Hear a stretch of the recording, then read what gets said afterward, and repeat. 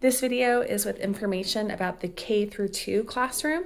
Now that we've made the switch to separate out kindergartners and second graders from the 3rd through 5th graders, at the beginning of the morning, everyone will still check into the same space. So we'll still enter in this main door. And the first thing that they're going to do is there will be a center activity at each table. So when they arrive, they'll need to find an open chair to sit at that table to do the activity. So if you are teaching that week, you can select an activity from these areas to put one at each table. So there's magazines, there's Marble Run, Legos, board games, those types of things. And we'll hopefully be gathering some more options as we continue to grow. But so every table, all 5 of them, will have a different activity at them that the kids can choose to work at until 10:10. And that's kind of when we do the cutoff for kids who might be running late. At that point, the 3rd through 5th graders will leave. They're going to go through the partition to their room, and that will leave our kindergartners through 2nd graders in this room. So we will have this space with the carpet and the teacher chairs to do our lesson. This cart is probably the most important spot for those that are teaching K through 2.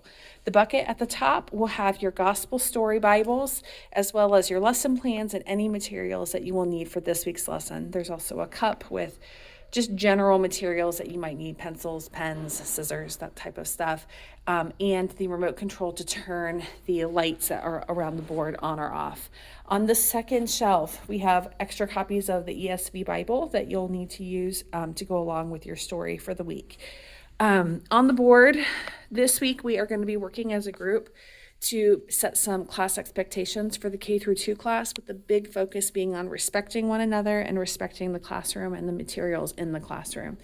So that will stay there to help remind the kids of what our expectations are when they're here together. To the right of the teacher chairs, we have materials. These can go to the tables that they are assigned to when we do the follow-up craft after the lesson. So all of these are labeled 1, for instance, which would go over here to table 1.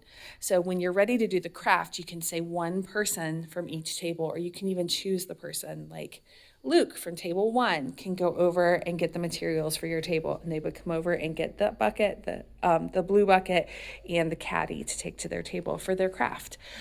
In this space right here, we're going to have our memory verse that will be ready to go for this Sunday. And also against this door here, when it is prayer time, we do have the Lord's Prayer right there. If there are any kiddos who don't have it memorized yet, this is a good spot for them to look for it. This first week, we're going to make a big sign that says K through 2. They're going to each have a small section to decorate things that they've learned in children's church or things about themselves that we can display in the room afterwards. This is also very important. These 2 bookcases are teacher only. Kids are not supposed to have access to these. There are stickers reminding the kids that say teacher only. And I did put child-proof locks, which will hopefully keep little fingers out of them. On the left-hand side, it's mostly paperwork type things. It's upcoming lessons and materials. On the right-hand side is materials that teachers might need access to. So you would need to pull off the lock. So you push and then you just pull and it opens just like that. And so on this side, you have cleaning supplies if you're helping to clean up afterwards, teacher supplies like Sharpies, hole punchers, paper clips, staplers, Ziploc bags, that type of stuff is there. Extra art supplies. So kids might need this, and you might have a helper help you get it, but they should not be coming here freely on their own to get it. Pencils, highlighters, colored pencils, hot glue guns, scissors, tape, all of that kind of stuff. And so we generally will keep these closed unless if you need to get something out, and the kids should know that they are not allowed to have access to these bookcases unless if a teacher is right with them asking for them to get something out. This space right here is empty for now. We are hoping to get a projector soon so that when they first arrive, instead of starting with centers, we will begin with a worship time together that we will project onto that wall for them to be able to do some worship time together with some movements. But for right now, it's a blank space with a lot of potential. So that is pretty much everything we need to know about the K through 2 room. If you have any other questions or as things change, I'll make more videos.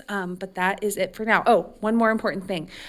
K through 2 and 3 through 5 will all dismiss out of that same door. So 3 through 5 will stay in their room. K through 2 will stay in their room. They should be seated at their table or doing a game, not near the door during dismissal.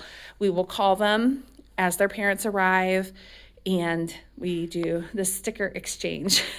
So here on top of this bookcase, we have the sign out sticker binder as well as the music players that we use so that the kids can safely turn in their stickers and go home with their families. And that should be everything we need for the K through 2 room. Thank you.